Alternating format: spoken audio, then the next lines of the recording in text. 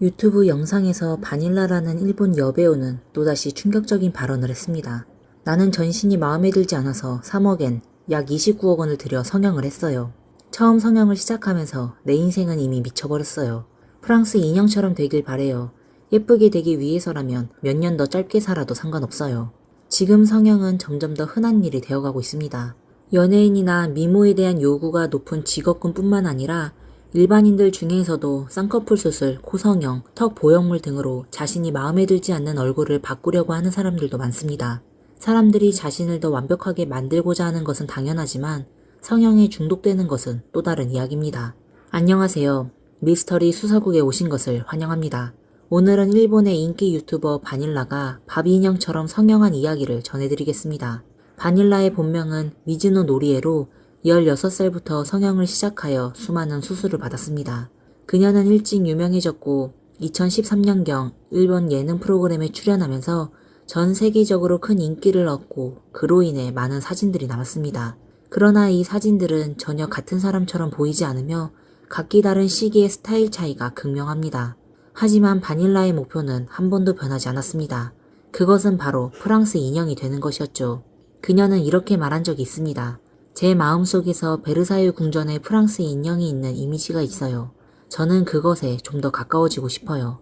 제가 아무리 노력해도 진짜 프랑스 인형이 될 수 없다는 건 알지만 만약 그게 좀 더 가까워질 수 있는 방법이 있다면 저는 그렇게 할 거예요. 그 목표를 위해 바닐라는 자신에게 매우 엄격하게 굴었고 수없이 많은 수술을 받았습니다. 심지어 사람들이 그녀가 인간 같지 않다고 말해도 전혀 신경 쓰지 않았습니다.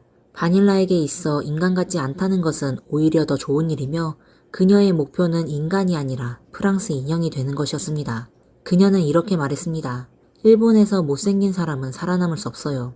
이것이 바로 그녀가 16살에 성형을 시작한 이유였습니다. 그 당시 미성년자였던 그녀는 아르바이트로 번 돈 7만엔 약 68만 원을 들여 쌍꺼풀 수술을 하고 점을 제거했습니다. 점차적으로 그녀는 자신이 만족할 수 있는 사진을 찍을 수 있었고 몇 개 각도에서는 예쁘다고 할 수 있는 수준까지 되었습니다. 그녀는 거울 보는 것을 좋아하게 되었고 자신감이 넘치고 밝아졌으며 점점 더 긍정적이고 낙관적인 사람이 되었습니다. 성형의 성과를 맛본 그녀는 코 수술, 턱 보형물 삽입 등 점차 자신이 불만족스러운 부분들을 수정하기 시작했습니다. 더 큰 눈, 더 날카로운 코, 인형 같은 얼굴, 더 풍성한 이마, 더 뾰족한 턱을 원했습니다. 성형 전 그녀는 평범한 외모의 일반적인 소녀였습니다. 그러나 얼굴을 완전히 고친 후 화장과 필터를 더하니 그녀는 이국적인 아름다움을 지닌 여자가 되었습니다. 그때부터 모든 사람들이 그녀를 대하는 태도가 달라졌습니다. 미모의 혜택을 맛본 후 그녀는 성형의 길을 멈출 수 없게 되었습니다. 성형 비용을 마련하기 위해 그녀는 일본의 특수산업에 들어가 술집에서 일하며 성형수술을 위한 돈을 벌기 시작했고 성형수술을 미친 듯이 계속했습니다. 2013년에는 이미 30번 이상의 성형수술을 했고 총 3천만엔 약 2억 9천만 원을 썼습니다. 완전히 새 얼굴이 된 후 그녀는 성형수술계의 유명 인사가 되어 자주 예능 프로그램에 초대되었습니다. 그녀는 자신의 성형수술 경험을 숨기지 않았고 성형수술을 미끼로 팬을 끌어들이고 광고를 받으며 벌어들인 돈은 전부 성형에 재투자했습니다. 2017년까지 그녀는 성형수술에 1억엔 약 9억 7천만 원 이상을 썼고 2019년 말에는 2억엔 약 19억 5천만 원, 2022년까지는 누적 3억엔 약 29억 원을 들였습니다. 이는 진정한 끝이 없는 구멍이 되었고 바닐라는 자신에 대해 영원히 만족하지 않기 때문에 계속해서 성형을 멈출 수 없었습니다. 인형이 되기 위해선 예쁜 큰 눈이 필요했습니다. 그녀는 눈을 더 크게 보이게 하기 위해 쌍꺼풀 수술을 했고 그 후엔 안쪽과 바깥쪽 눈꼬리 수술도 받았습니다. 그리고 아예 렌즈를 착용하고 히알루로산 주사로 애교살을 만들었습니다. 그녀는 심지어 수술을 통해 자신의 눈 색깔을 영구적인 보라색으로 바꾸기도 했습니다. 보라색 눈이 더 매력적이고 섹시하다고 생각했기 때문이죠. 또한 그 색이 그녀가 인형에 가까워지는데 도움을 줄 것이라고 믿었습니다. 하지만 최근 몇 년간의 사진에서는 눈이 더 이상 보라색이 아니었습니다. 코는 그녀가 가장 많이 리터칭한 부분이었습니다. 2018년에는 이미 7번이나 반복 수술을 했습니다. 그녀는 인형처럼 작고 깔끔한 코를 원했고 이를 위해 코 종합수술을 받아 코끝을 더 뾰족하게 만들고 코폭을 줄였으며 콧대를 더 뚜렷하게 만들었습니다. 이로 인해 그녀는 정상적으로 숨쉬는 것이 어려워졌습니다. 그녀는 입술에도 여러 번 필러를 주입했으며 더 귀엽게 보이기 위해 미소 입술을 만들려고 수술을 받기도 했습니다. 그 외에도 치아 교정을 위해 천만엔 약 9,787만 원을 지출했으며 이를 통해 치아를 더욱 하얗게 만들기 위해 세라믹 크라운도 착용했습니다. 첫 번째 수술 후에도 그녀는 여전히 만족하지 않았습니다. 전 세계에서 가장 하얀 치아를 원했기 때문이죠. 그래서 처음 했던 세라믹 크라운을 제거하고 더 하얀 이산화 지르코늄 세라믹 크라운으로 교체했습니다. 그녀는 머리뼈를 여러 번 바꾸었고 심지어 인공뼈를 이식하기도 했습니다. 이는 그녀가 서양인처럼 머리 모양을 만들고 싶었기 때문입니다. 이 수술로 바닐라는 2주간 혼수 상태에 빠졌고 깨어나고 나서는 머리 부분에 통각을 느끼지 못하게 되었습니다. 사람들이 그녀의 관자놀이를 주먹으로 쳐도 반응하지 않았습니다. 얼굴뿐만 아니라 그녀는 자신의 몸매에도 엄격하게 대했습니다. 그녀는 여러 번 가슴 억대 수술을 했고 매번 더 큰 보형물로 교체했으며 결국 가슴에 총 6kg의 보형물을 삽입해 괴물 같은 M컵을 만들었습니다. 그녀의 생각에 가슴을 키우는 것은 자연스럽게 가느다란 허리와도 연결되어야 했습니다. 지방 흡입만으로는 부족하다고 생각했기 때문에 의사에게 4개의 갈비뼈를 빼달라고 요청했습니다. 그렇게 해서 허리가 더 얇아졌고 의사는 더 이상 갈비뼈를 빼면 폐에 손상을 입게 되어 생명이 위험하다고 경고한 후에야 수술을 멈췄습니다. 자신이 조금이라도 마음에 들지 않으면 그녀는 수술을 반복했습니다. 그러나 시대와 미의 기준은 계속 변해가고 있기 때문에 그녀는 마음속에 완벽에 도달할 수 없었습니다. 그녀의 외모는 계속 변했고 현재 그녀의 인스타그램 사진 속 35살의 모습은 이렇지만 행사에 참석할 때는 또 다른 모습이었습니다. 사실 바닐라는 자신도 이미 너무 지나치게 성형을 했다는 걸 알고 있습니다. 나는 성형 중독에 걸렸어요. 마치 마약처럼 스스로를 제어할 수 없어요. 그러나 그녀는 정말로 멈출 수 없었습니다. 일상생활을 유지하기 위해 매일 진통제를 먹어야 하고 마취주사를 맞으면 생명의 위협이 될 수 있어도 그녀는 계속해서 수술을 반복했습니다. 그것이 그녀의 마음속 병이기 때문입니다. 어릴 적 바닐라는 소년처럼 뛰어다니며 활발한 성격을 가졌습니다. 그러나 학교에 들어가 동급생들과 교육을 받기 시작하면서 모든 것이 변했습니다. 아이들의 악의는 직설적이고 학교에서 그녀는 오랫동안 못생긴 괴물이라고 불리며 못생긴 가면이라는 별명을 얻었습니다.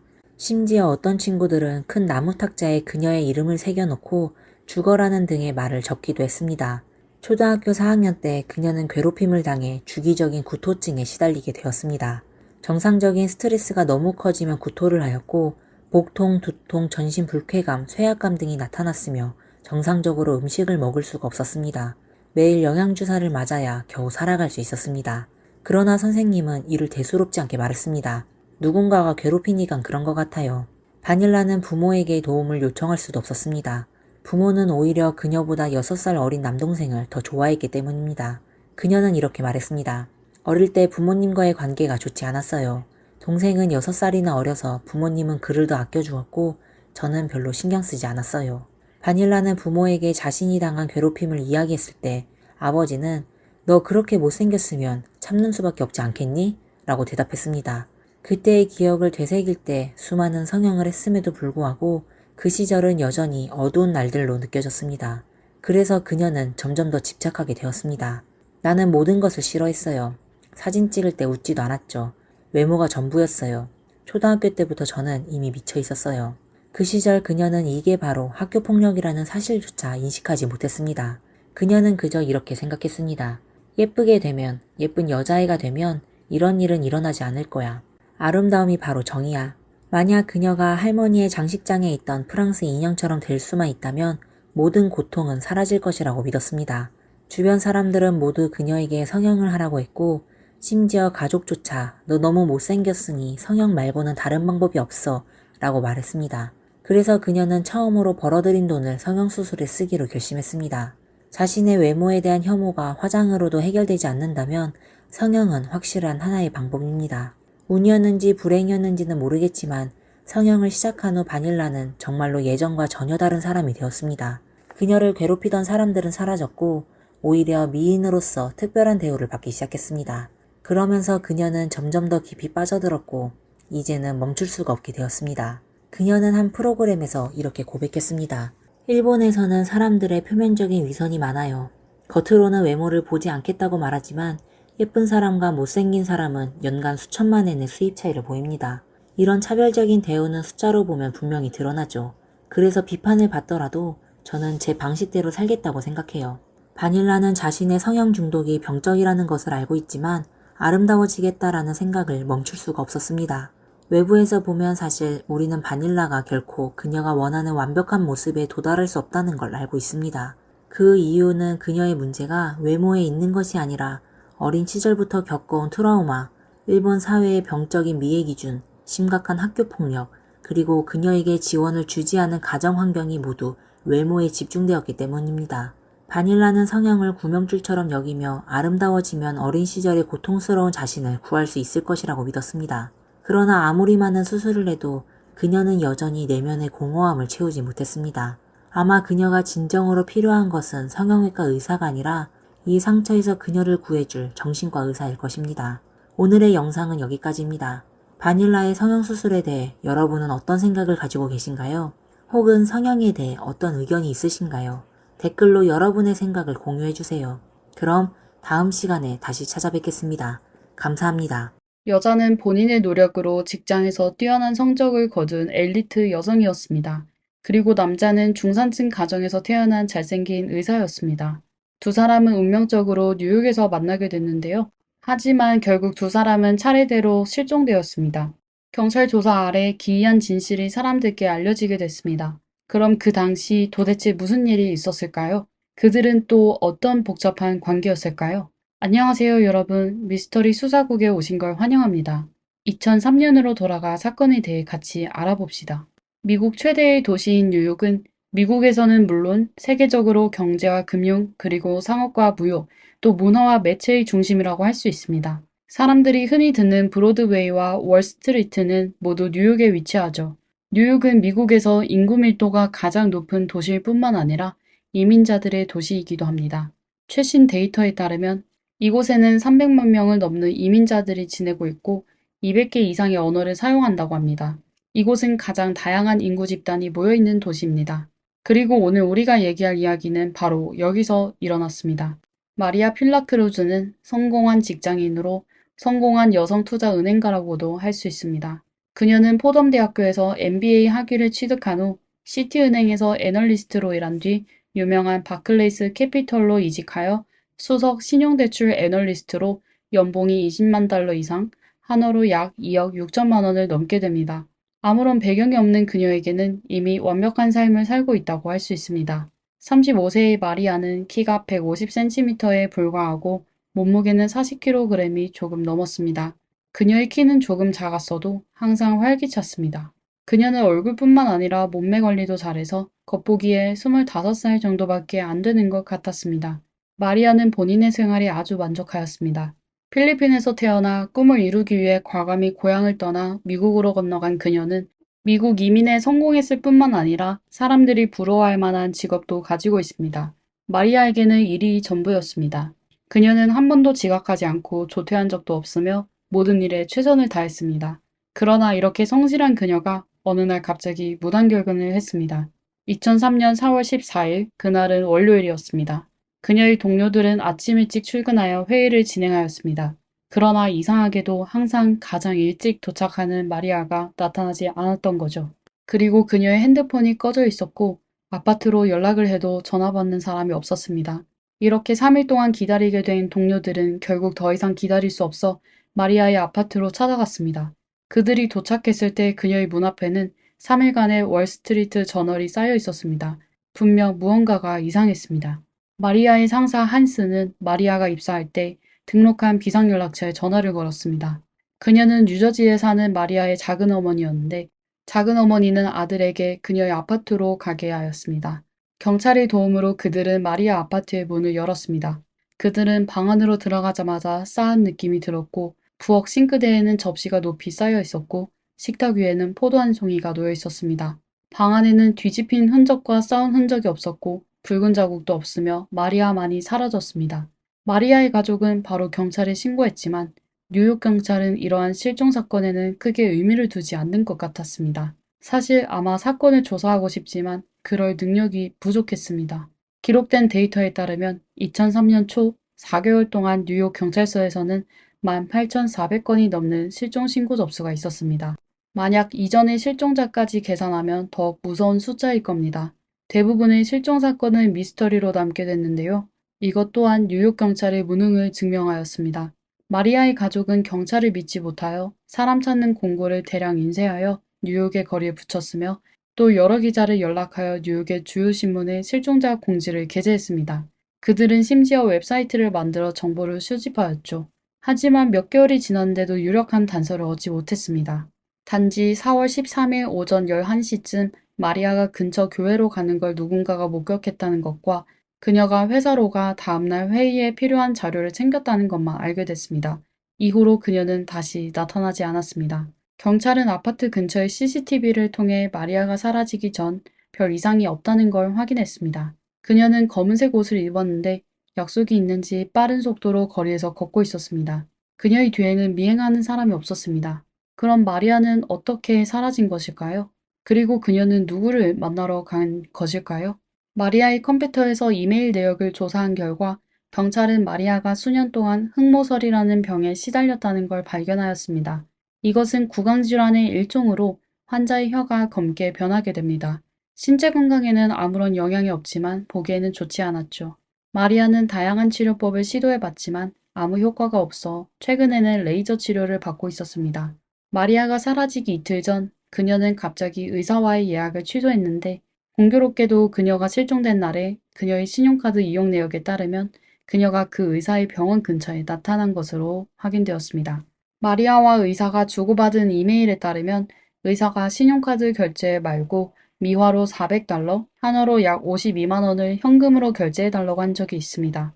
그리고 마리아가 사라지기 전에 바로 400달러를 인출했었습니다. 이로써 두 사람이 만났다는 것을 알 수 있었죠. 경찰은 레이저 치료를 담당한 의사가 마리아의 실종과 관련이 있을 거라고 추측하여 경찰 측은 그를 조사하기 시작했습니다. 이 의사의 이름은 딘 파이엘로인데요. 경찰이 그에게 신문을 하려고 했을 때 그가 병원은 닫고 저택을 팔고 이미 출국했다는 사실을 알게 되었습니다. 미국에서의 모든 걸 포기하고 혼자 출국하는 것은 아무리 봐도 어떤 문제가 있는 것 같았습니다. 1959년 딘 파이엘로는 뉴저지의 중산층 가정에서 태어났습니다. 그는 어렸을 때부터 잘생겼을 뿐만 아니라 또 매우 똑똑하여 이웃들은 그를 아주 좋아했습니다. 메디슨 고등학교를 졸업할 때 그는 동급생들로부터 성공할 가능성이 가장 높은 사람으로 선정되었습니다. 그의 가족들도 물론 그에게 큰 기대를 품고 있었죠. 1977년에 딘은 렌셀러 폴리테크닉 대학에 입학하게 됐습니다. 그는 잘생긴 외모와 탄탄한 몸매로 유학생들 사이에 인기가 많았습니다. 원래 모든 것이 좋은 방향으로 나아가고 있었지만 딘은 2학년이 되자 갑자기 학교를 그만두었고 건설 현장에서 일하기 시작했습니다. 그러다 그는 공사 작업반장까지 맡게 되었죠. 그리고 막노동을 하게 된 딘의 몸매는 더욱 완벽해졌습니다. 처음 딘의 아버지는 아들이 학교를 그만둔 것에 아주 불만스러웠지만 아들이 학교를 다니지 않아도 잘 지내는 걸 보고 점차 아들의 결정을 따르기로 하였습니다. 하지만 딘은 하나의 결정으로 아버지를 화나게 하여 병원에 입원까지 하게 됐습니다. 딘은 자신이 동성애자이며 남성에게만 관심이 있다고 공개적으로 밝혀 그 후로 그는 게이바와 나이트클럽을 방문하기 시작하였습니다. 딘은 잘생긴 외모로 아주 큰 인기를 얻게 되었습니다. 1980년대 내내 딘은 다양한 나이트클럽을 다니며 인생을 즐기기 시작했습니다. 그의 남자친구들도 계속 바뀌게 됐습니다. 딘은 놀기 좋아했지만 그의 사업은 아주 성공적이었습니다. 그는 공사 작업반장 일을 했을 뿐만 아니라 건설을 전문으로 하는 회사를 설립하기도 했습니다. 그가 건설업으로 많은 수입을 얻게 되어 뉴욕에서 고가의 단독주택을 구입하기도 하였죠. 그의 주택은 오래되었는데요. 이는 또 꽤 유명했습니다. 그곳은 바로 한때 국제에서 유명한 오페라 가수인 마리아 예리차의 집이었습니다. 집을 구입한 딘은 방탕한 삶을 살기 시작했습니다. 딘은 더 이상 발전을 추구하지 않고 술에 중독됐을 뿐만 아니라 불법 약물을 사용하는 나쁜 습관까지 생겼었죠. 그리고 아침부터 밤까지 집에서 술을 마시고 파티를 여는 경우가 많아 그가 모아둔 돈은 얼마 지나지 않아 전부 다 써버렸습니다. 비록 그가 건설 현장으로 돌아가기만 하면 그는 여전히 돈을 벌 수 있지만 게으른 생활에 익숙해진 그의 사고방식은 이미 너무나도 달라져 있었습니다. 그는 건설업을 하면 수익이 높았지만 너무 힘들다고 생각했습니다. 이에 그는 쉽게 돈 벌 수 있는 직업이 없을까 생각하기 시작하였습니다. 1990년이 되어 미국 사람들은 패션과 뷰티에 점점 더 열광하게 되었는데요.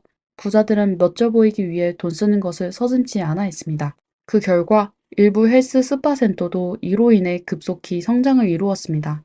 딘은 스파에서 일하다 가게 주인 마이클 하트를 알게 됐습니다. 마이클은 딘이 재능 있는 사람이고 그가 타락하는 게 안타깝다고 생각하여 딘에게 나쁜 버릇을 전부 버리라고 하며 그와 같이 일하면 건설 현장에서 일하는 것보다 더 많은 돈을 벌 것이라고 딘을 설득하였습니다. 어쩌면 새로운 직업이 신기해서 또 돈을 벌 수 있는 기회로 생각해서인지 딘은 마이클을 믿고 나쁜 습관을 버리고 스파에 출근하게 됐습니다. 처음 그는 아무것도 몰라 간단한 제모 작업만 했습니다. 그러다 얼마 안 돼 딘은 열심히 노력하여 레이저 제모 전문 작업가가 되었죠. 1995년 스파 주인 마이클이 세상을 떠나게 되어 딘은 뉴욕 맨해튼으로 가 일자리를 찾기 시작했습니다. 그는 피부과 전문의인 로리 폴리스가 운영하는 스파에서 일하게 됐습니다. 그 매장은 마이클의 매장보다 훨씬 더 컸으며 더욱 중요한 건 그곳의 고객은 전부 돈이 많은 사람들이었죠. 대부분 손님은 브로드웨이 배우와 할리우드의 스타였습니다. 듣기로는 마돈나도 그곳을 자주 방문했다고 합니다. 딘은 새로운 직장이 아주 마음에 들었고 기회가 가득한 뉴욕도 매우 좋아했습니다. 그는 1년 넘게 스파에서 일해왔으며 고객들로부터 호평을 받았습니다. 딘의 야망을 품게 되어 결국 독립하기로 결심했습니다. 그러다 얼마 안 돼 그는 파크 애비뉴에 본인의 병원을 설립하고 값비싼 레이저 장비를 임대했습니다. 처음 그는 레이저 제모 사업만 하여 잘생긴 외모와 노련한 실력으로 사업이 잘 돼갔습니다. 하지만 점점 많은 돈을 벌게 되자 어렵게 끄는 나쁜 습관을 다시 갖게 되었습니다. 낮에는 흰색 옷을 입고 예의 바르게 행동하며 손님에게 아주 친절하게 대했으며 밤이 되기만 하면 딘은 술을 마시기 시작했고 불법 약물을 흡입했습니다. 그는 직업 때문에 오피오이드 비강 스프레이를 접할 수 있었습니다. 이는 진통제의 일종으로 코 스프레이로 약을 투여하며 약효도 아주 강력했습니다. 딘은 점차 그 약에 집착하게 되었죠. 사실 그는 스파에서 일할 때부터 환자를 마취하고 그 약을 훔친 적이 있었는데요. 복용하는 약이 증가하게 되어 환자의 약만 훔치는 것으로는 부족하게 되어 그는 로리 의사의 처방전을 훔쳐 서명을 위조하고 많은 약을 처방했었습니다. 그 약은 2.5ml 한 병에 $100, 한화로 약 13만 원 정도 하는 아주 비싼 약이었는데 딘은 하루에 적어도 한 병을 사용했었습니다. 1998년 10월 로리 의사는 누군가 자신의 서명을 위조하여 수많은 처방전을 사용한 사실을 발견하게 되었고 바로 경찰에 신고하였습니다. 경찰은 바로 딘을 찾게 됐는데요. 그가 불법 약물을 소지하고 있는 것도 발견하게 됐습니다. 하지만 딘은 전과가 없었기에 법원은 그에게 집행유예 3년과 해독 의무형만 선고했습니다. 딘은 돈을 많이 벌기는 하지만 지출도 많아 저축이 없었습니다. 그리고 본인의 범행이 들키게 되어 그의 생활은 더욱 어려워졌습니다. 할 수 없이 그는 임대료가 보다 저렴한 곳으로 병원을 옮겼습니다. 그는 보다 많은 돈을 벌기 위해서 주말에도 쉬지 않고 일하였습니다. 그리고 병원의 경영 범위도 급하게 확장시켰죠. 레이저 제모에서 레이저 흉터 제거, 레이저 피부 리프팅, 레이저 문신 제거, 또 다양한 스킨케어 등을 운영하였습니다. 돈만 주기만 하면 그는 모든 손님을 받아들였습니다. 딘이 불법 약물을 끊고 진지하게 일하게 되자 얼마 안 돼 딘은 또 많은 고객을 얻게 됐습니다. 하지만 역사는 다시 반복되었습니다. 돈이 생기자 딘은 예전의 생활로 돌아가 또 술과 불법 약물에 빠지게 됐고 더 이상 사업에 신경을 쓰지 않았습니다. 그는 모아둔 돈이 바닥났을 뿐만 아니라 빚도 지게 된 거죠. 할 수 없이 남자친구 그렉 바흐에게 손을 벌리게 되었고 바흐는 딘에게 수천 달러를 여러 번 빌려주었지만 딘은 불법 약물에 중독되어 아무리 많은 돈을 빌려줘도 턱없이 부족했습니다. 그러다 딘은 또 임대료가 없어 병원을 18번가 근처의 그라머시 파크로 옮기게 됐습니다. 그 당시 딘에게는 이미 선택의 여지가 없었습니다. 그는 많은 빚이 생겼으며 남자친구와도 헤어지게 되었고 그리고 클리닉 사업도 예전만큼 좋지 않았으며 또한 그의 클리닉에서 치료를 받은 후 피부에 심각한 문제가 발생하고 심지어는 외모가 손상되는 증상이 나타났다는 고객들의 불만이 자주 접수되었습니다. 2002년 9월 딘의 클리닉은 이미 새 무리의 사람들로부터 주목을 받고 있었습니다. 그중 두 명은 기자인데요. 그들은 딘이 불법 진료로 많은 사람에게 피해를 줬다는 소식을 받아 몰래 조사하기로 하였습니다. 그리고 경찰도 그를 주목하는데요. 로리 박사의 신고로 딘의 병원을 조사하기 시작하였습니다. 기자는 비밀 조사와 증거 수집을 거쳐 2002년 10월 6일 뉴욕 포스트의 일면에 그가 당신의 피부를 짓무르게 할 것이다 라는 폭발적인 뉴스가 게재되었습니다. 그 뉴스는 딘에 대한 보도인데요. 딘이 의학적인 지식이 없고 대학도 졸업하지 않았으며 그는 그냥 재무사였는데 클리닉을 개업한 것이었다 라는 이야기였습니다. 그 후 그는 급하게 사업을 확장했는데 확장한 사업은 전문적인 의학 배경과 자격증이 필요했습니다. 하지만 딘의 병원은 어떠한 자격도 갖추지 않았고 그는 많은 환자의 피부 문제를 악화시켜 합병증까지 일으켰습니다. 뉴스가 보도되자 딘은 면허 없이 영업을 한 혐의로 체포되었습니다. 그 당시 뉴욕의 법률은 무면허 의료 행위에 대한 처벌이 심각하지 않았는데요. 최고 형량은 징역 4년뿐이었습니다. 딘은 5,000달러, 한화로 약 660만 원의 보석금을 지불하고 체포 당일에 석방됐습니다. 물론 그의 석방 조건은 더 이상 의료 행위를 하지 않는 것이었죠. 소득이 없어진 딘은 50만 불, 한화로 약 6억 6천만 원의 빚을 지고 있을 뿐만 아니라 소송도 해결해야 했습니다. 고민 끝에 저택을 팔아야만 현재의 공경에서 살아남을 수 있을 것 같았습니다. 하지만 그 집은 이미 너무 낡은 상태였습니다. 집이 잘 팔리도록 하기 위해서는 집에 대한 약간의 수리가 필요했죠. 수리 비용을 모두 전 남자친구 바흐로부터 빌린 것이었습니다. 그 후 그는 변호사를 통하여 검찰과 유죄 인정 합의를 보았습니다. 딘은 반년 동안만 교도소에서 지내면 됐죠. 합의 조건 중 하나는 그가 경찰에 협조하여 보험 사기를 한 의사 2명을 체포하는 거였습니다. 이게 아마 딘이 모든 걸 해결하는 가장 좋은 방법이었을 겁니다. 그는 그냥 집을 팔아 빚을 갚고 불법 약물을 끊고 6개월간 감옥에 있으면 되고 감옥에서 석방된 후 합법 사업을 하면 그는 곧 다시 좋은 삶을 살 수 있게 될 것입니다. 하지만 딘은 무모한 선택을 하였습니다. 그는 법원 재판이 끝나기 전에 몰래 맨해튼의 한 아파트에서 병원을 개업하여 온라인으로 고객을 모집했습니다. 불행하게도 35살의 마리아가 딘을 찾게 됐습니다. 딘은 그녀에게 자신의 성공 사례와 의료 자격증을 보여주며 본인이 마리아의 병을 완치해주겠다고 약속했습니다. 마리아는 급히 치료받기 위하여 또 딘이 전문적인 모습에 넘어가 그녀는 딘의 말을 믿고 진료하기로 결정하였습니다. 이어 앞서 말씀드린 그녀가 마지막으로 CCTV에 나타나게 됐습니다. 마리아의 이메일 내용으로 미루어 보았을 때 마리아는 2003년 4월 13일에 현금을 인출한 후 딘의 진료소를 방문한 후 다시는 걸어 나오지 않았습니다. 경찰 조사 과정에서 뉴욕대 병원의 한 의사가 중요한 단서를 제공했는데요. 그는 4월 13일에 딘이 그에게 전화하여 한 여성 환자가 리도카인을 주사한 뒤 경련과 쇼크가 발생했다며 어떻게 해야 하는지를 물었고 그는 딘에게 서둘러 병원으로 가서 응급치료를 받으라고 하였습니다. 하지만 딘이 환자를 병원 응급실로 보냈는지는 모른다고 전했습니다. 여기까지 조사하게 된 경찰은 딘이 마리아를 해친 뒤 해외로 도주한 것으로 추측하였습니다. 하지만 마리아가 어디에 있는지는 역시 누구도 몰랐습니다. 피해자를 찾지 못하면 경찰이 할 수 있는 게 별로 없었습니다. 설령 딘을 체포했다 하더라도 유죄 판결을 하기는 쉽지 않았습니다. 바로 이때 딘의 전 남자친구 바흐가 중요한 단서를 제공했습니다. 그는 딘이 저택을 팔기 직전에 이상한 행동을 했었다고 하였습니다. 알고 보니 딘은 저택이 판매되기 전날에 이상한 시멘트 더미를 차고에 넣었습니다. 그리고 바흐가 우연히 차고에 들어가자 딘은 그에게 욕을 하며 당장 쫓아냈습니다. 바흐는 또 차고에서 썩은 내가 났다고 진술하였습니다. 그 당시 마침 마리아가 사라진 지 며칠 뒤였습니다. 그의 진술을 듣게 된 경찰은 바로 딘의 집으로 달려갔습니다. 그 당시 그 집은 주인이 바뀌었었는데요. 경찰은 양해를 구한 뒤 저택을 수사하기 시작하였습니다. 2월 18일 경찰은 수색 끝에 차고에서 검은색 여행 가방을 발견했습니다. 그리고 그 안에는 실종된 마리아가 들어있었습니다. 딘은 도주하였지만 그를 추적하는 건 어렵지 않았습니다. 그의 출국 기록을 통해 그가 단기 비자를 갖고 코스타리카행 비행기에 탔다는 걸 확인했습니다.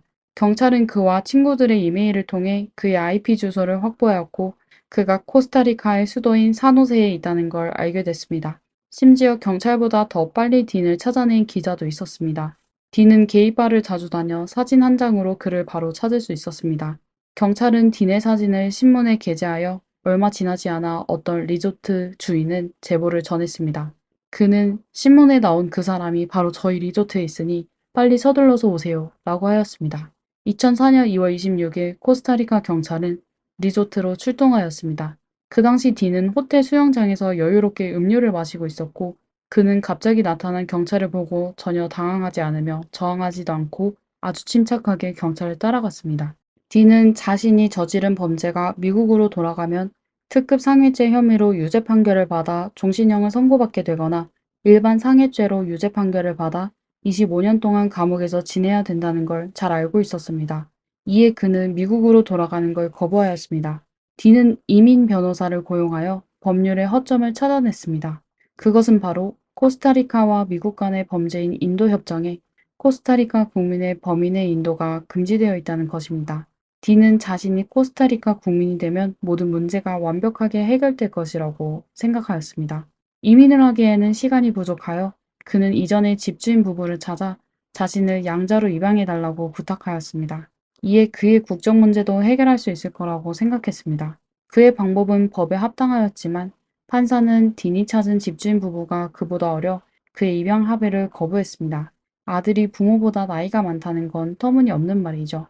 이후 딘은 송환을 막기 위해 여러 가지 방법을 시도했지만 결국 전부 실패하였습니다. 2005년 5월, 딘은 결국 미국으로 인도되었습니다. 사건의 직접적인 증인이나 증거는 없었지만 간접적인 증거가 충분하여 딘은 자신이 처벌을 면할 수 없음을 알고 유죄를 인정하기로 결정하였습니다.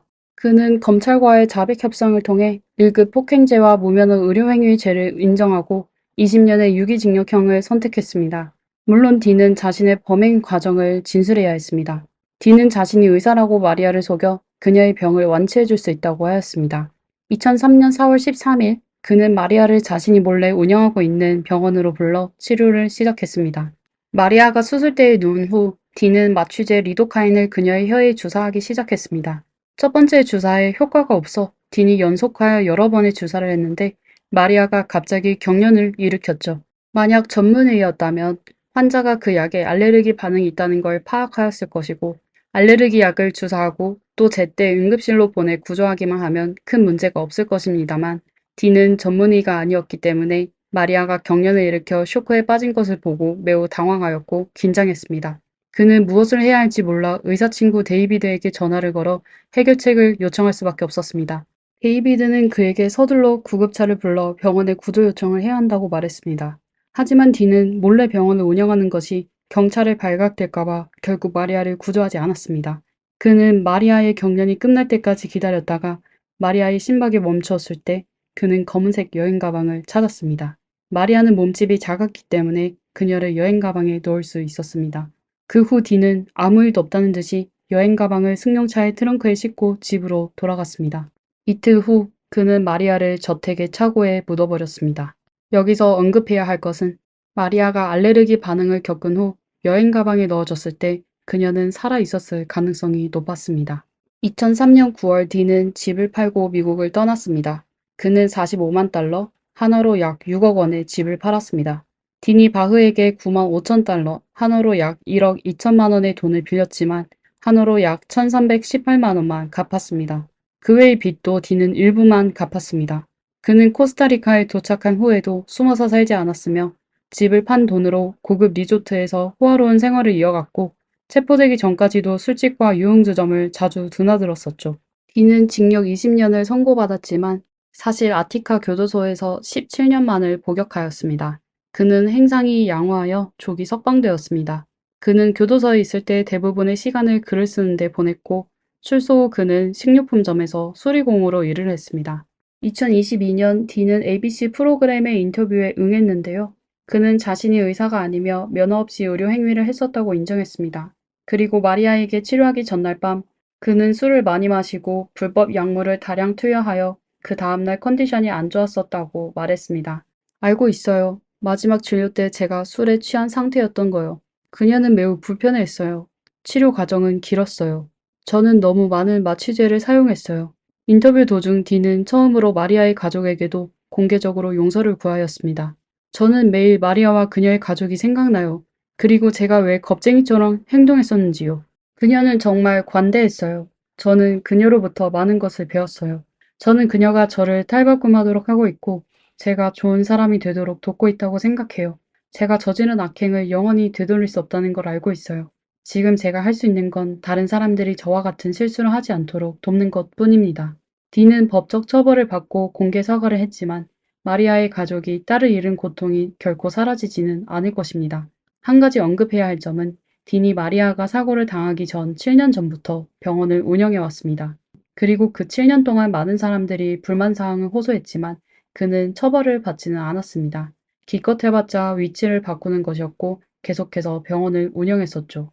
간단한 레이저 제모는 괜찮았지만 복잡한 레이저 시술은 규정에 따라 자격을 갖춘 의사가 시술해야 합니다. 딘은 의사 자격 없이 7년 동안 무면허로 사람들을 치료해 왔다는 건 정부의 감독에도 문제가 있다는 것입니다. 요즘 뷰티 클리닉의 다양한 프로젝트가 큰 인기를 얻고 있습니다.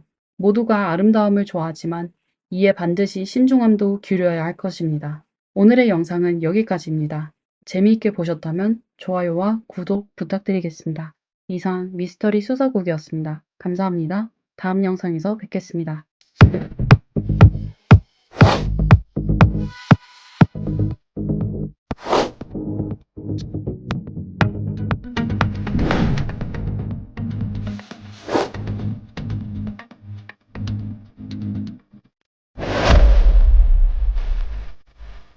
안녕하세요. 미스터리 수사국입니다. 오늘은 저희와 같이 스트리퍼의 함정을 알아봅시다. 하룻밤에 명품 가방을 사고 일주일 만에 차를 구매하고 한 달 만에 집을 구입합니다. 이 여성들은 법적 책임을 회피하는 완벽한 수단으로 돈을 많이 벌었습니다. 그럼 그녀들의 거짓말에 넘어간 남자는 머리가 좋지 않았던 걸까요? 사실 이 몇 남성들은 겉보기에 결코 그렇게 멍청해 보이지도 않습니다. 우선 오늘 사건의 주인공 로슬린 케오에 대해 알아봅시다. 그녀는 어릴 때부터 뛰어난 사업 능력으로 초등학생 때 용돈을 모아 월마트에서 큰 봉지에 과자와 사탕을 사곤 했습니다. 그러고는 집에서 작은 포장으로 나누어 반 친구들에게 팔아 차익을 벌곤 하였죠. 로슬린의 친아버지는 그녀가 3살이 되던 해에 아무 말도 없이 그녀와 그녀의 어머니를 두고 집을 떠났습니다. 그녀의 어머니는 아이들을 키우기 위하여 아침 저녁으로 일하다가 몇 년이 지나지 않아 더 이상 버틸 수 없게 되었고 조부모에게 아이를 맡기고 아직 젊다는 이유로 부유한 노인과 결혼하여 다시는 로슬린을 돌보지 않았습니다. 재정적 어려움으로 로슬린은 17살에 학교를 중퇴하고 레스토랑에서 웨이트로 일을 하게 되었습니다. 그녀는 열심히 일하며 또 말주변이 좋아 다른 사람들보다 팁을 더 많이 얻을 수 있었습니다. 하지만 그녀가 번 돈으로 가족을 먹여 살리기에는 턱없이 부족했습니다. 특히 그녀는 어머니처럼 20살이 되기 전에 딸을 낳았는데 남자친구도 그녀의 아버지처럼 아이가 태어나자마자 떠나버렸죠. 고민 끝에 로슬리는 돈을 더 많이 벌기 위해 나이트클럽에서 일하기 시작했습니다. 그녀가 살고 있는 도시는 인구수가 매우 적어 그녀에 관해 이야기하는 것이 가족들에게 영향을 끼칠까봐 그녀는 짐을 싸서 뉴욕으로 가기로 했습니다. 사실도 그녀의 선택이 옳다는 것을 증명했습니다. 뉴욕에 도착하자마자 그녀는 유명한 스포츠 클럽에서 스페셜 댄서로 일하게 됐습니다. 그 클럽은 체인점으로 전국에 지점을 두고 있었죠. 하지만 뉴욕에 있는 클럽은 특별했는데 댄서들은 아름다웠고 아주 과감하였습니다. 그리고 클럽은 뉴욕의 비즈니스 센터와 가까웠고 월스트리트 엘리트들이 술을 마시고 스트리퍼가 춤추는 걸 보며 스트레스를 풀곤 했습니다. 그들은 또한 그곳에서 고객을 접대하고 사업에 대해 논의하는 것을 좋아했습니다.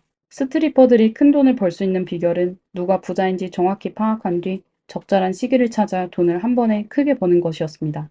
이와 관련해서 그녀들은 모두 자신만의 비법을 가지고 있었죠. 남자가 어떤 시계를 차는지, 어떤 벨트를 착용하는지, 어떤 휴대폰을 사용하는지, 어떤 카드를 사용하는지 등을 살펴서 그들을 등급으로 분류합니다.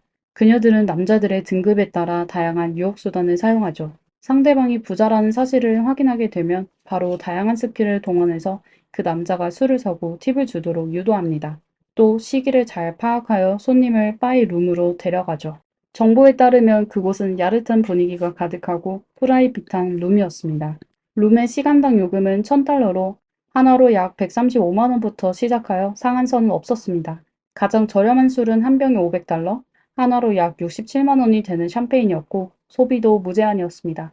이런 장소에서 돈을 가장 많이 버는 댄서는 가장 아름답거나 춤을 가장 잘 추는 댄서가 아니며 사람을 확실히 잘 보고 말주변이 좋고 남자가 돈을 잘 쓰게끔 하는 사람이었습니다. 그리고 로슬리는 그곳에서 아주 뛰어난 존재라고 할 수 있었습니다. 그녀는 웨이트로 일할 때부터 부자를 알아보는 방법을 배웠습니다. 더욱이 그녀는 어린 시절의 환경 때문에 다른 사람과 말하는 법을 잘 알고 있었죠. 아무리 화가 나더라도 그녀는 드러내지 않고 사람을 즐겁게 해줄 수 있었습니다. 처음 로슬리는 1년 동안만 돈을 벌고 그 후 경제적 어려움을 극복한 후 스트리퍼 일을 그만두었습니다. 학교로 돌아가서 학위를 취득하고 보통의 일을 찾아 좋은 삶을 살려고 했습니다. 하지만 그녀가 하룻밤만 움직이면 수만 달러를 벌 수 있게 되자 그녀는 평범한 삶을 사는 건 잠시 미뤄도 될 거라는 생각이 들었습니다. 하지만 쉽게 큰 돈을 벌 수 있는 날들은 오래 지나지 않아 나쁜 소식이 전해져 왔습니다. 이는 미국의 경제 위기가 시작된 것이죠. 가장 큰 피해를 입은 사람은 월스트리트의 엘리트들이었습니다. 그리고 로슬린을 비롯한 스트리퍼의 수입도 점점 줄어들었습니다. 사실 그녀들은 평범한 사람들보다 더 상황이 안 좋아졌습니다. 그녀들은 기본급이 없을 뿐만 아니라 오히려 클럽의 무대비를 지불해야 했습니다. 곧 로슬리는 자신이 밤새 춤을 추는데 오히려 클럽에 바쳐야 할 돈도 벌 수 없다는 걸 알게 됐습니다. 그녀는 이미 빠르게 돈 버는 맛을 알게 되어 서빙 일을 하는 것은 불가능한 일이었습니다. 이렇게 그녀의 동료들은 비밀리에 특별한 서비스 사업을 시작하게 됐습니다. 하지만 로슬리는 끝내 마음을 독하게 먹지 못하고 한편으로 계속 춤을 추며 한편으로는 손님들을 주의 깊게 관찰하기 시작했고 돈이 많은 손님이 오기를 기대했습니다. 결국 그녀는 드디어 한 사람을 잡게 되었습니다. 그러나 그는 돈이 많지 않은 늙은 남자였죠. 오늘의 두 번째 주인공은 사만다 바바시입니다. 사만다는 얼굴부터 몸매까지 과도한 성형수술을 받은 것으로 보였습니다. 그녀는 나이트클럽의 단골이었는데 춤을 춘 적이 없고 다른 남자들과 클럽을 방문하곤 하였습니다. 그녀가 무엇을 하는 사람인지는 아무도 모르지만 그녀는 사치품으로 둘러싸인 부자인 것만 확실하였습니다. 미국 전체가 경제 위기인데도 불구하고 그녀는 예전처럼 잘 살고 있었습니다. 로슬린도 이 여성의 실태를 파악할 수 없었죠. 호기심에 그녀는 사만다에게 접근하기 시작하였습니다. 뜻밖에도 두 사람은 공통점이 많았습니다. 그녀들은 모두 가난한 가정에서 태어나 어릴 때 학교를 그만두고 일을 했으며 두 사람 모두 미혼모였습니다. 두 사람이 서로를 알게 된 후 로슬리는 마침내 마음속의 질문을 물었습니다. 저한테 얘기해보세요. 어떻게 돈을 버시나요? 그녀의 질문에 사만다는 알 수 없는 미소를 지으며 내일 월스트리트에서 만나요. 제가 보여드릴게요. 곧 알게 될 거예요. 라고 하였습니다. 다음날 로슬리는 약속 시간에 맞춰갔는데 사만다를 못 알아볼 뻔했습니다. 잘 재단된 양복과 스커트를 입고 섬세한 화장을 하고 가방에는 노트북을 들고 있는 사만다는 일하는 엘리트와 같았습니다. 사만다는 호화롭게 장식된 바에 앉아 와인 한 잔을 주문하고 목표물을 찾기 시작했습니다. 근처에는 전부 고급 오피스 빌딩이 있었는데 그곳에서 일하고 있는 사람들은 퇴근 후 술을 마시며 즐기곤 하였습니다. 곧이어 사만다는 목표를 정했습니다. 그는 롤렉스를 착용하고 AE 블랙카드를 긁는 중년의 남성이었습니다. 그녀는 빈자리를 찾는 척하다 곧 상대방과 대화를 시작했습니다. 그 남자는 한 회사의 고위 임원이었고 뉴욕으로 출장을 온 것입니다. 남자가 사만다에게 무슨 일을 하고 있냐고 묻자 그녀는 웃으며 영업일을 해요 라고 대답했습니다. 그렇게 두 사람은 대화를 시작하게 되었습니다. 사만다는 일하며 스트레스를 많이 받는다며 또 상사가 엄격하고 고객들과 사이좋게 지내기가 어려운 척했습니다. 그녀는 와인을 몇 잔 하더니 상대방을 유혹하기 시작하였습니다. 남자는 그녀의 모습을 보고 은근히 기뻐하였습니다. 그리고 사만다가 한 다음 말은 남자로 하여금 오늘 밤 이 여자와 무슨 일이 있을 거라고 확신하게 됐습니다. 사만다는 그에게 자리를 옮겨서 계속 술을 마실래요? 라고 말했습니다. 그녀의 말에 남자는 바로 계산하고 그녀를 따라 스코어스로 갔습니다. 여기까지 시청자 여러분께서도 어느 정도 짐작이 가셨을 거라 믿습니다. 사만다는 사실 꽃뱀이었습니다. 클럽의 주류 판매는 막대한 수익을 남겼습니다. 500불의 샴페인은 사실 그냥 스파클링 와인인데 비싸봤자 수십 달러밖에 하지 않았습니다. 그리고 객실비를 포함하면 1박 비용이 90% 이상이 순수 수익이 될 수 있습니다. 사만다는 우연히 만나게 된 남자들을 속여 돈을 쓰게 하고 술집은 40%의 몫을 그녀에게 주곤 했죠. 어떻게 보면 사만다에게는 원금이 들지 않는 장사였습니다. 그녀의 말을 듣게 되자 로슬린도 마음이 동했습니다. 클럽에서 손님이 찾아오기를 기다리는 것보다 차라리 옷을 입고 돈을 벌 수 있는 이 일에 도전해보고 싶었습니다. 마침 사만다는 본인도 나이가 들어 이 일을 몇 년 더 할 수 없을 것이라고 생각했죠. 새로운 사람들을 훈련시켜 본인에게 돈을 벌어다 주는 것도 괜찮을 것이라고 생각하였습니다. 이렇게 두 사람은 합작하여 꽃뱀이 되기로 결정하였습니다. 그 후 그녀들은 카리나 파스코치라는 여성도 불러 같이 일하게 됐습니다. 그녀는 예술 전공의 대학생으로 평소에는 술집에서 술을 파는 아르바이트를 하고 있었고 스트리퍼는 아니었습니다. 그녀를 막 일을 시작한 인턴 역할을 시키기에는 마침이었죠. 이렇게 세 사람은 한 팀으로 돈을 벌기 시작했는데 곧 문제를 발견합니다. 유혹을 받는 남자들은 대부분 단 한 번만의 육체적 관계나 돈으로 연인 관계를 유지하려고 했습니다. 그녀들은 상대방을 마음대로 거부할 수 없었습니다. 게다가 가끔은 매우 인색한 남자들도 있었습니다. 사만다는 처음에 이 일을 하면서 몸을 절대 팔지 않아도 된다고 당부했었는데 말이죠. 만약 그녀들이 그런 사람을 만나게 되면 어떻게 했을까요? 사만다의 계획으로는 이런 상황이 닥쳤을 때 그녀들을 전문 서비스 업계의 여성을 찾아 그녀들을 대신하게 하려고 했습니다. 하지만 그 남자들은 멍청하지도 눈이 먼 것도 아니었습니다. 불을 꺼서 얼굴이 안 보이면 괜찮은데 만약 상대방이 불을 켰을 때는 또 어떻게 해야 할까요? 이에 사만다는 그녀들이 사람을 취하게 할 수밖에 없다고 하였습니다. 그녀들은 수년 동안 술집에서 일해와 주량이 괜찮았습니다. 하지만 어떤 사람은 그녀들보다 술을 더 잘 마셨습니다. 그녀들은 토할 정도로 술을 마셨지만 상대방은 아무렇지도 않은 경우가 있었죠. 이런 상황을 여러 번 겪은 뒤 더 이상 술을 마실 수 없다며 사만다에게 다른 방법을 생각해 보라고 했지만 사만다는 짧은 시간 내에 좋은 해결책을 생각해내지 못했습니다. 이때 그녀는 TV 뉴스를 통해 마약 밀매 조직이 체포됐다는 소식을 접하게 됐습니다. 사만다는 그녀들도 마약을 접할 수 있겠다고 생각했습니다. 그녀는 친숙한 밀수업자 몇 명을 찾아 비슷한 약을 구입하였습니다. 다음의 작업에서 팀원들은 몰래 고객의 컵에 약을 탔죠.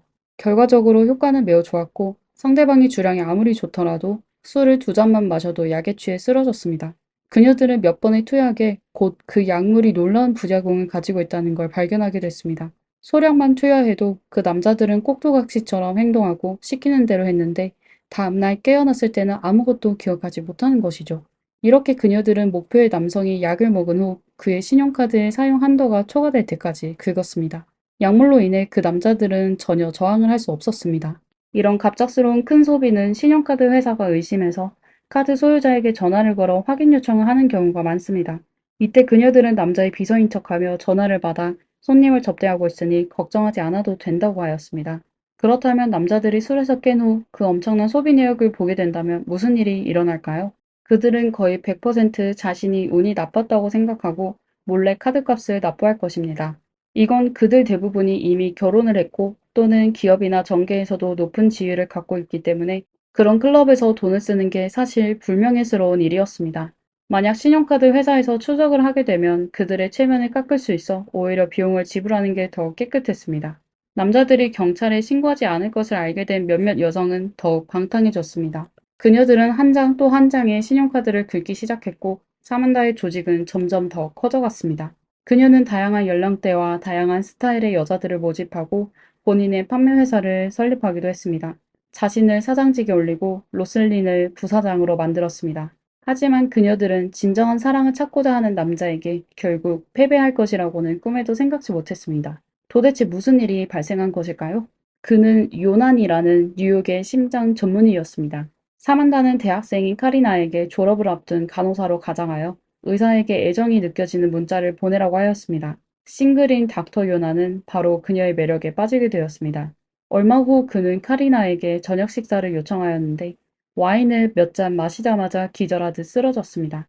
다음날 의사는 낯선 호텔 스위트룸에서 깨어나게 되었고 그의 옆에는 카리나가 수필로 적은 하나의 카드가 있었습니다. 카리나는 어젯밤 두 사람이 즐거운 시간을 보냈다는 말이 적혔으며 의사가 술을 너무 많이 마셔 방을 구할 수밖에 없었다며 카드의 마지막 부분에는 핑크색 하트가 그려져 있었고 곧 다시 만나자고 적혀 있었습니다. 의사는 본인의 주량이 괜찮은데 어떻게 몇 잔의 와인으로 취했는지 의아해했습니다. 그리고 아무리 생각해도 전날 밤에 무슨 일이 일어났는지 기억이 나지 않았습니다. 나중에 의사는 그가 너무 신나 술을 많이 마시게 된 거라고 생각했습니다. 그는 카리나에게 전화를 걸어 술에 취해 실수했다며 다시 한번 그녀와 데이트를 하고 싶다고 하였습니다. 손님이 적극적으로 데이트를 요청하는 것은 당연히 좋은 일이죠.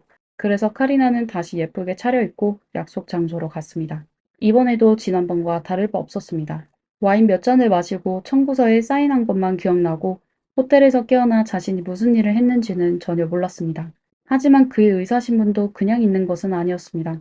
뭔가 이상하다고 느껴지기 시작하였지만 그래도 카리나를 의심하고 싶지는 않았습니다. 그의 입장에서 카리나는 순수하고 아름다운 간호사일 뿐, 또 그가 가장 사랑하는 사람이었죠. 이런 그녀가 어떻게 거짓말을 할 수 있을까요? 물론 또 다른 이유는 그 당시 의사는 자신의 신용카드 내용을 확인하지 않았기 때문이었습니다. 그래서 그는 다시 사랑하는 여자에게 데이트 신청을 했습니다. 데이트 신청을 받은 카리나는 저절로 웃음이 났습니다. 보자들은 원래 그렇게 멍청한 걸까요? 하지만 그녀가 데이트 장소에 도착했을 때 그녀는 더 이상 웃을 수 없었습니다. 의사가 정한 약속 장소는 재즈 콘서트였습니다. 음악이 시작되면 공연장에는 술이 제공되지 않아 그녀가 약을 탈 수 없었습니다. 그녀는 할 수 없이 의사와 이야기를 나눴죠. 그러다 마침내 콘서트가 끝나자 카리나는 그에게 근처 바에 가서 술 한잔 하자고 제안했습니다. 그 후 의사는 지난 두 번의 데이트와 같이 또 호텔에서 깼죠. 하지만 이번에 그의 휴대폰에는 카드 회사에서 온 문자가 있었습니다. 그의 카드에는 비정상적으로 큰 액수의 소비가 있어 그에게 확인 전화를 달라는 내용이었습니다. 그리고 의사가 그 비용을 확인했을 때 그는 크게 놀랐습니다. 지난 2주 동안 그의 카드에는 전혀 기억하지 못하는 세 건의 내역이 있었습니다. 한 번은 6만 달러, 하나로 약 8천만 원이고, 한 번은 8만 달러, 하나로 약 1억 1천만 원이었으며, 또 한 번은 전날 밤에 12만 달러, 하나로 약 1억 6천만 원을 쓴 것이었습니다. 세 번의 소비는 전부 스코어스라는 클럽과 그 옆에 있는 레스토랑에서 결제한 것입니다. 곰곰이 생각해보니 이 세 번은 전부 카리나와 데이트하며 술에 취했었던 겁니다. 그제서야 의사는 마침내 무슨 일이 일어났는지 알게 됐습니다. 그는 바로 카리나에게 전화하여 그녀를 욕했습니다. 카리나는 그를 아예 블랙리스트에 올렸고요. 분노에 빠진 의사는 갑자기 자신이 사흘 밤 동안 술을 마신 뒤 비정상적으로 기억을 잃었다는 사실이 떠오르게 되어 그는 바로 병원으로 달려가 검사를 받았습니다. 그 결과 그의 몸에서는 암페타민, GHB4 하이드록시 부탄산, 그리고 강력한 수면제 등의 성분이 검출됐습니다. 그는 검사 결과를 경찰서로 가져가 다른 사람이 본인에게 마약을 투약하여 본인의 신용카드를 도용했다고 하였습니다. 하지만 경찰이 클럽의 CCTV 영상을 그에게 보여주자 의사는 말문이 막혔습니다. 그날 밤 그는 3명의 젊은 여성과 함께 클럽을 갔었는데 발걸음이 불안정했지만 그는 의식이 있는 것처럼 보였고 누군가 그를 안으로 밀어넣지는 않았습니다. 그날 밤 일한 댄서도 의사가 즐거운 시간을 보냈고 다음에 또 올게 하며 청구서에 사인까지 했다고 하였습니다. 의사 몸에 들어있는 성분에 대해 여자들은 그게 전부 불법 약물이라며 의사가 술에 취해 스스로 먹은지 누가 알겠냐고 하였습니다. 이에 경찰조차도 의사가 자발적으로 클럽에 간 것이라고 여겼고 그렇지 않으면 어떻게 3번 연속이나 당할 수 있었을까요? 그들은 의사가 단지 신용카드의 빚을 지불하지 않으려 하는 것 같았죠. 사실 이 돈은 의사에게 큰 문제가 아니었습니다. 하지만 그는 당했다는 것을 정말 참을 수가 없었고 이는 사기 소비라며 지불을 거부했습니다. 클럽은 지불 거부해 신용카드 회사를 고소했습니다. 이어 신용카드 회사는 의사를 고소했습니다. 세 당사자는 서로를 상대로 소송을 시작했습니다. 경찰은 이 인색한 의사를 다소 경멸했지만 그렇다고 가만히 있지도 않았습니다. 그들은 이 의사가 경찰에 신고하기 전 스코어스 클럽이 소비자에게 사기를 친다는 여러 차례의 신고를 받았던 것을 발견했습니다. 또한 서명을 위조하고 신용카드를 부정 사용했다는 의심 사례도 있었습니다. 하지만 신고인이 자신의 신원을 밝히기를 원하지 않아 결국 별다른 결과는 없었습니다. 술집 호객 행위는 이론적으로 처벌하기 어려웠죠. 하지만 신용카드를 도용하는 건 범죄로 판단하여 조사할 수 있었습니다. 경찰은 이 방향으로 조사를 시작하였습니다. 그리고 그들은 고객으로 위장하여 조사하기 시작했습니다. 경찰은 우선 뉴욕의 한 고급 호텔에 객실 2개를 예약했습니다. 그중 하나의 룸에는 카메라와 도청기가 장착되어 있었고 다른 룸에는 경찰들이 숨어 있었습니다. 그들은 뛰어난 연기력과 부자처럼 생긴 경찰에게 고급 자동차와 시계를 장식했고 그가 호텔 아래층의 바에서 술을 마시며 꽃뱀의 관심을 끌도록 하였습니다. 그리고 그들의 작전은 그날 밤 성공을 하게 됐습니다. 한 젊어 보이는 여성이 휴가 기간 동안 관광 가이드 아르바이트를 하고 있다며 잠복 경찰을 찾아갔습니다. 두 사람은 대화를 나누며 금세 친해졌습니다. 그러다 그녀는 자연스레 뉴욕의 스코어스 클럽이 매우 유명하다고 동료가 그랬는데 여자라서 혼자 공연장에 들어가기가 부끄러워요. 같이 그곳으로 가 구경해 주실 수 있을까요? 라고 물었습니다. 그녀의 말을 들은 잠복 경찰은 바로 고개를 끄덕이며 좋아요. 위층 방에 중요한 물건을 두고 왔는데 우선 룸을 들렸다가 그곳으로 갑시다. 라고 하였습니다. 그러자 의사의 말대로 그 여성은 룸으로 들어가자 경찰에게 술을 더 마시자고 했습니다. 경찰은 방에 있는 와인 캐비닛을 열고 그녀에게 선택하라고 하며 그 여성의 행동을 주시하고 있었습니다.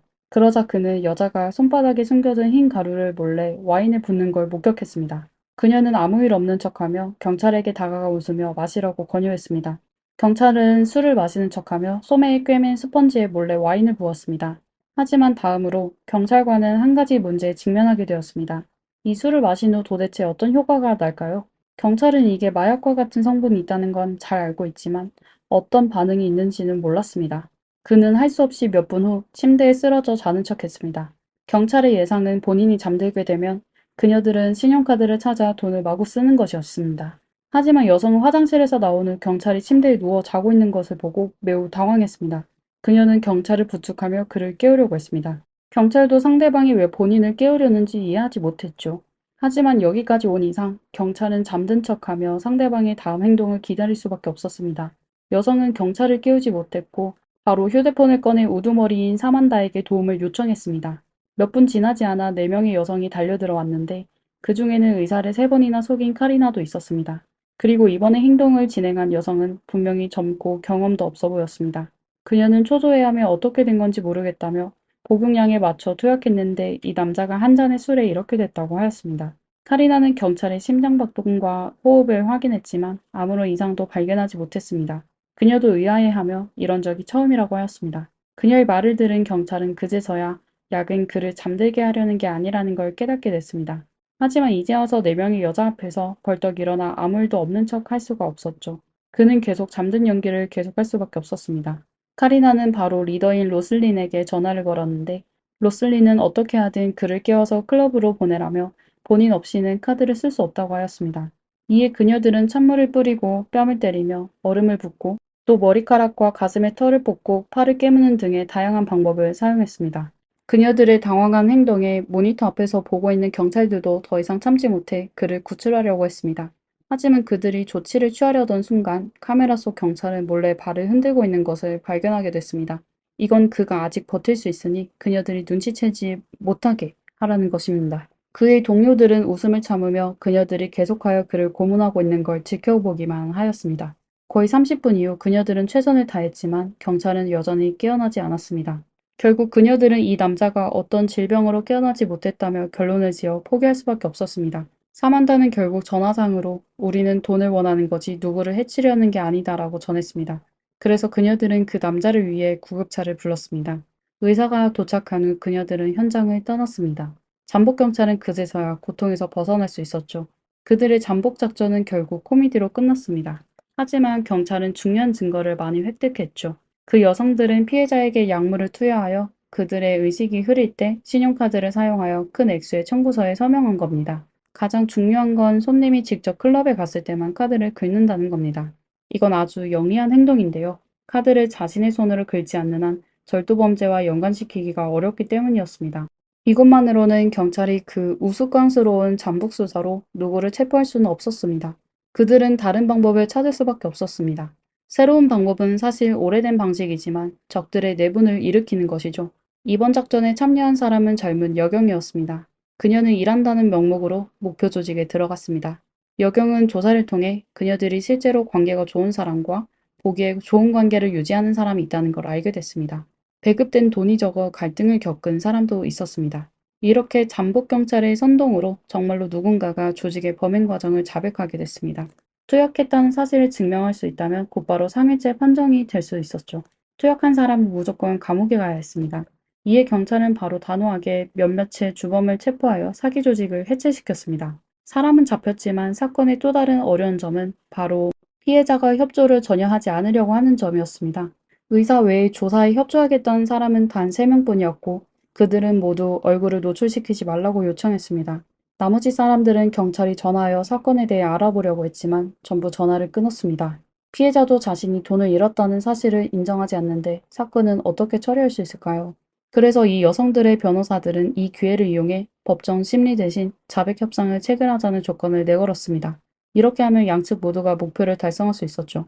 협상 결과 2명의 주범 사만다와 로슬린에게 집행유예 5년이 선고됐습니다. 그녀들은 보석 협정에 준수한다며 감옥에 갈 필요조차 없었습니다. 나중에 로슬린은 고향으로 돌아가 부모님과 딸과 함께 살았습니다. 그녀는 추후 영화의 각색에 많은 공헌을 했으며 시나리오 작가의 로열티도 많이 받았을 겁니다. 사만다는 나중에 성형외과 의사의 조수가 되었습니다. 로슬린과 달리 사만다는 영화가 자신의 이미지를 비방했다고 생각했습니다. 심지어 제작진과 배우 제니퍼 린 로페즈를 고소하기도 하였습니다. 그리고 결과는 어떻게 됐는지는 아직 결론이 나지 않았습니다. 그리고 카리나를 포함한 다른 공범 2명도 실제로 형을 선고받았지만 그녀들이 형을 집행하는 방식은 아주 이상했습니다. 그녀들은 일요일에만 감옥에 가서 보고하고 그날 밤 감옥에서 다시 나올 수 있었고 또 이렇게 지속적으로 반년만 있으면 됐습니다.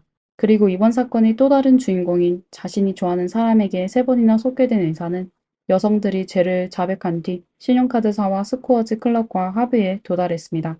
그는 청구서를 지불할 필요가 없었고 클럽은 더 이상 돈을 요구하지 않았으며 신용카드 회사는 의사의 신용 한도를 복원했습니다. 세 당사자는 전부 소송을 기각했습니다.